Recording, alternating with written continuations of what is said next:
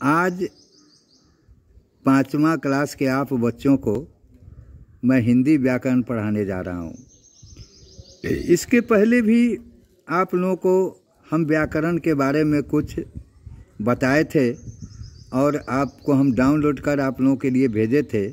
तो एक तरह से वो सार्वजनिक रूप से बताया गया व्याकरण था, जिसमें सारे क्लासों के लिए एक तरह से ही उसको बनाया गया था, पढ़ाया गया था।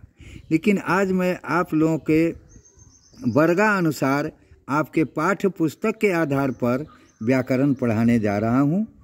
और आज मैं आप 5वें वर्ग वालों को पहले पाठ पढ़ाता हूँ या पढ़ाने जा रहा हूँ।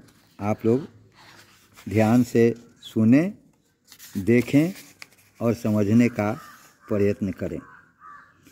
इसमें 3 चीज़ आज आप लोगों को बताने जा रहा हूँ।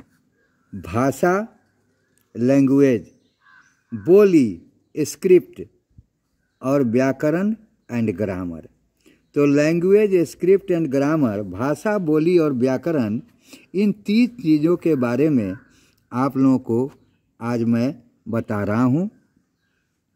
भगवान ने जब इस धरती पर प्राणियों की रचना की तो उसे ज़्यादा समझदार और बुद्धिमत्ता प्रदान की, उसे सोचने समझने की शक्ति दी। लेकिन तब उसे कुछ भी समझ नहीं आया कि वह अपनी बुद्धि का प्रयोग किस प्रकार करे। जब वह किसी दूसरे मनुष्य को देखता तो मुंह से कुछ आवाज़ निकाल कर संकेतों के माध्यम से उसको समझाता था। जब वह अनजान व्यक्ति से मिलता तो वह घास फूस, पेड़ पौधों की टहनियों आदि से समझाने की कोशिश करता और धीरे धीरे उसमें कुछ लिखने का प्रयास किया।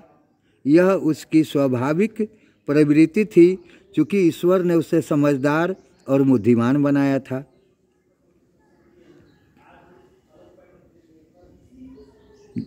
और उसकी स्वाभाविक प्रवृत्ति थी ही जिससे उसने लिखने या बोलने के लिए प्रेरित किया और वह मनुष्य की भाषा बन गई। तो इससे सिद्ध होता है कि भाषा का प्रयोग 2 प्रकार से किया जाता है, लिखकर और बोलकर।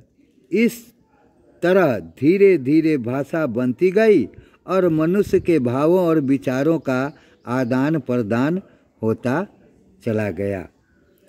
अर्थात भाषा वह माध्यम है जिसके द्वारा हम विचारों के आदान प्रदान करते हैं, या अपने पुस्तक के आधार पर विचारों के आदान प्रदान के माध्यम को भाषा कहा जाता है।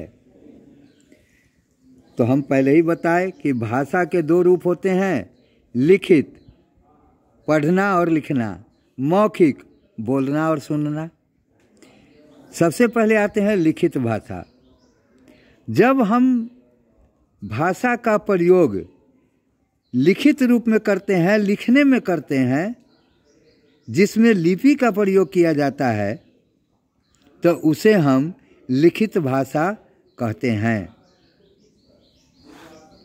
जैसे आप लोग किताब पढ़ते हैं, किताब भाषा का एक लिखित रूप है।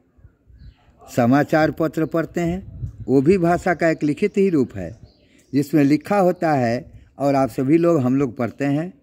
पत्र कहीं से आपके पास आता हो या कहीं आप पत्र देते हो, आप अपने प्रधानाध्यापक को ही छुट्टी वगैरह के लिए आवेदन पत्र देते हैं, वह लिखित होता है। तो क्योंकि उसमें लिखा होता है, और जब लिखा होता है तो उसी को लिखित कहते हैं। तो इस तरह से भाषा का उपयोग जब हम लिखने और पढ़ने में करते हैं तब उसे हम लिखित भाषा कहते हैं, और भाषा के लिखने की विधि को लिपि कहते हैं। भाषा के लिखित रूप को हम प्रयोग में लाते हैं, जैसे किताब, पत्र, अखबार या ईमेल आदि। भाषा के लिखने के ढंग को या विधि को लिपि कहते हैं। प्रत्येक भाषा के लिपि चिन्ह अलग अलग होते हैं तथा उन्हें अलग अलग नामों से जाना जाता है। जैसे हिंदी, संस्कृत, मराठी और गुजराती भाषा की लिपि का नाम देवनागरी है। इसी प्रकार अंग्रेजी भाषा की लिपि रोमन, पंजाबी भाषा की लिपि गुरुमुखी और उर्दू भाषा की लिपि फारसी है। अब हम आते हैं मौखिक भाषा या मौखिक रूप। भाषा का मौखिक रूप। मनुष्य जब अपने मन के विचारों का आदान प्रदान बोलकर करता है तो वह भाषा का मौखिक रूप होता है, जिनमें बोलना और सुनना मुख्य होता है। कोई कविता पढ़ते हैं और हम लोग सुनते हैं, रेडियो से समाचार सुनते हैं, टेलीविज़न से समाचार सुनते हैं। टेलीविज़न में भी हम सिर्फ बोलने, तो आप लोग किन्हीं के द्वारा संगीत भी सुनते हैं। कभी कभी नेता या अपने विद्यालय में भी सांस्कृतिक कार्यक्रम होती है तो आप लोगों के सामने आपके प्रधानाचार्य या आपके शिक्षकगण अपनी वाणी में आप लोगों को कुछ समझाते हैं, कुछ बोलते हैं, कुछ कहते हैं और आप सभी उसको शांतिपूर्वक सुनते रहते हैं। तो जिसको सिर्फ बोला जाए और श्रोता उसे सुने, उसे हम मौखिक भाषा कहते हैं। अब बोली, एक प्रकार से देखा जाए तो बोली मौखिक भाषा का ही रूप है। यह किसी सीमित क्षेत्र में ही बोली जाती है, क्योंकि प्रत्येक बोली को बोलने का तरीका अलग अलग होता है, जो उसी क्षेत्र के वासी बोल सकते हैं। अर्थात किसी सीमित क्षेत्र में बोली जाने वाली भाषा बोली कहलाती है।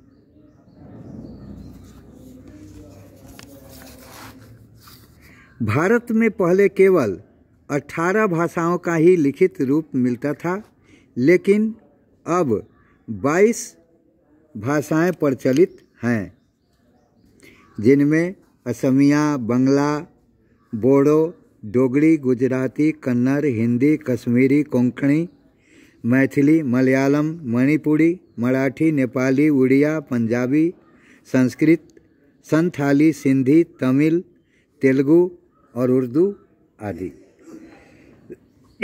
इस प्रकार भाषा का निरंतर विकास होता गया।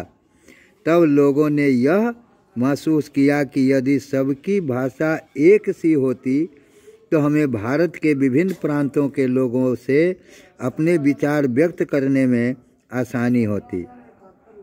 तब संविधान ने 14 सितंबर 1949 को हिंदी भाषा को राष्ट्रभाषा के रूप में स्वीकृति दी, जो अब पूरे भारत में हर वर्ष हिंदी दिवस के रूप में मनाया जाता है। हिंदी भाषा को राष्ट्रभाषा के रूप में स्वीकृति प्रदान की गई और लगभग आज पूरे हिंदुस्तान के हर प्रदेशों में हिंदी भाषा बोली जाती है और वहाँ के लोग इसे समझते भी हैं। हाँ, ये अलग बात है कि वहाँ के राज्य स्तरीय भाषा अलग हैं, उनकी अपनी भाषा भी है, लेकिन राष्ट्रभाषा के रूप में हिंदी की मान्यता मिलने के बाद वो लोग हिंदी समझते हैं और बोलने का प्रयत्न भी करते हैं, बोलते भी हैं। अर्थात हिंदी हमारी राष्ट्रभाषा है, जिसकी मान्यता हमारे सरकार ने 14 सितंबर 1949 को दी। अब आते हैं व्याकरण। हिंदी भाषा में व्याकरण का बहुत महत्व है, क्योंकि हम जब कोई भी भाषा पढ़ते या लिखते हैं तो वह शुद्ध है या अशुद्ध, इसका ज्ञान हमें व्याकरण से ही होता है। अर्थात इस प्रकार स्पष्ट हो जाता है कि व्याकरण का ज्ञान ही शुद्ध और अशुद्ध वाक्यों शब्दों की पहचान कराती है। अर्थात व्याकरण वह साधन या वह माध्यम है जिसके द्वारा हम शुद्ध पढ़ना, लिखना और बोलना सीखते हैं। शुद्ध और अशुद्ध भाषा की देखिए यहाँ कुछ दिए गए हैं उदाहरण। अध्यापिका कक्षा में पढ़ा रहा है। यह अध्यापिका आप जानते हैं कि स्त्रीलिंग शब्द है। इसके अनुसार सही क्या होगा? अध्यापिका कक्षा में पढ़ा रही हैं, न कि पढ़ा रहा है। राधा नाच रहा है, जबकि राधा एक लड़की है और ये स्त्रीलिंग है, इसलिए राधा नाच रहा है नहीं, बल्कि राधा नाच रही है। धर्म के मार्ग पर चलो, तो धर्म नहीं धर्म, मार्ग नहीं मार्ग, अर्थात धर्म के मार्ग पर चलो। ये शुद्ध वाक्य हुआ, शुद्ध शब्द हुआ। ये धर्म और मार्ग शब्द जो है ये अशुद्ध हैं। राजेश पाठशाला जा रही है, जबकि राजेश पुल्लिंग और लड़का है, तो इस तरह से राजेश पाठशाला जा रही है नहीं, बल्कि राजेश पाठशाला जा रहा है। शेर जंगल का राजा है। शेर, इस शेर का मानी होता है दंती स से, शेर का मानी होता है वजन, लेकिन जंगल का राजा शेर वो पशु है, जंतु है, और उसके लिए तलाबे स से शेर लिखा जाता है, अर्थात ये शेर शब्द जो है वह शुद्ध है। सही शब्द शुद्ध शब्द होगा तलाबे स का शेर, शेर अर्थात शेर जंगल का राजा है। यह वाक्य शुद्ध है। व्याकरण के अनुसार इसके सारे शब्द भी क्रमबद्ध हैं और शुद्ध हैं। तो इस प्रकार आप सभी लोग समझ गए कि व्याकरण का ज्ञान ही शुद्ध और अशुद्ध वाक्यों शब्दों की पहचान कराता है। अब आप लोग क्या सीखे एक बार फिर समझ लीजिए। सभ्यता व आवश्यकता के अनुरूप ही भाषा का उद्गम हुआ, अर्थात भाषा पैदा हुआ। भाषा के दो रूप हैं, लिखित और मौखिक। भाषा के लिखित रूप को लिपि कहते हैं। 14 सितंबर 1949 को हिंदी को राष्ट्रभाषा के रूप में स्वीकार किया गया। व्याकरण भाषा को शुद्ध लिखना, पढ़ना और बोलना सिखाता है। इस प्रकार आपने अपने किताब के प्रथम पाठ से परिचय किया। अब उसके अनुसार आप पाठ के अनुसार यहाँ अभ्यास में कुछ प्रश्न दिए गए हैं जिसे मैं पढ़ रहा हूँ। भाषा की परिभाषा देते हुए उसके रूप लिखिए। व्याकरण क्या है, इसका हमारे जीवन से क्या महत्व है। लिपि क्या है, 4 लिपियों के नाम बताइए। मौखिक और लिखित भाषा के उदाहरण दीजिए। हिंदी हमारी राष्ट्रभाषा कब और क्यों बनी। दूसरा, निम्न उदाहरणों में हुई अशुद्धियों को शुद्ध करके लिखिए। बंदर पेड़ के ऊपर बैठा है। पिताजी व माताजी आगरा जा रहा है। राम और श्याम खेल रहे हैं गेंद से। राधा दौड़ी चली आई बांसुरी बजते ही। शोर करो मत, अध्यापिका हो जाएगी नाराज। ये क्रमबद्ध नहीं बल्कि उल्टे पुल्टे यहाँ शब्द दिए गए हैं और उन्हें व्याकरण के अनुसार शुद्ध कर और एक शुद्ध वाक्य बनाकर लिखना है। आप उसको लिखेंगे।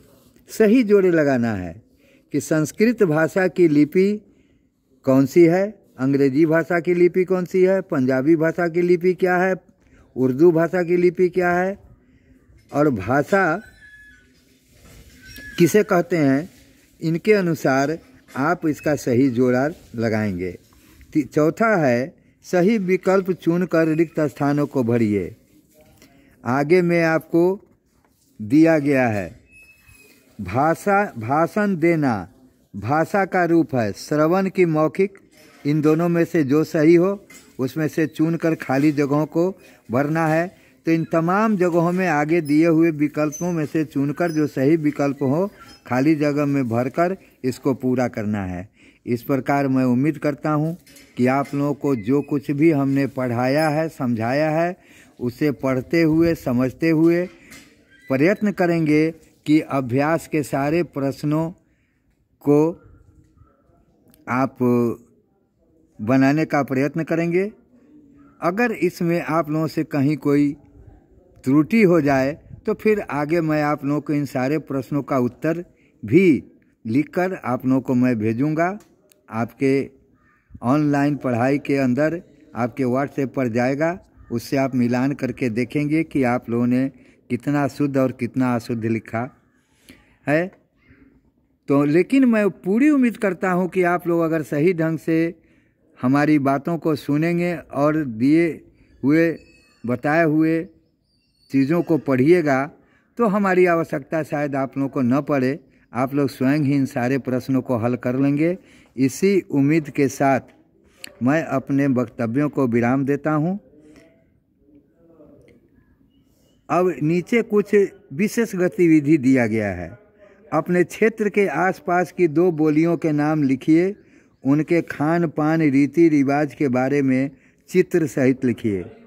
अगर चित्र बनाना संभव हो तो चित्र सहित लिखिए, वरना आप लोग कि चित्र बनाना यदि संभव न हो तो अपने क्षेत्र या अपने गांव समाज में बोले जाने वाली 2 बोलियों के नाम लिखेंगे और वो क्या क्या खाते पीते हैं, उनका रीति रिवाज कैसा है, आप लोग लिखेंगे।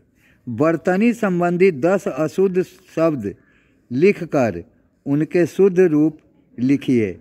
बर्तनी आप जानते हैं कि ककहरा, जिसको कि क आकार का कहर शिकार की पढ़ें आप लोग, तो उनको अशुद्ध लिखना है और उसके बगल में उसका शुद्ध रूप भी लिखना है।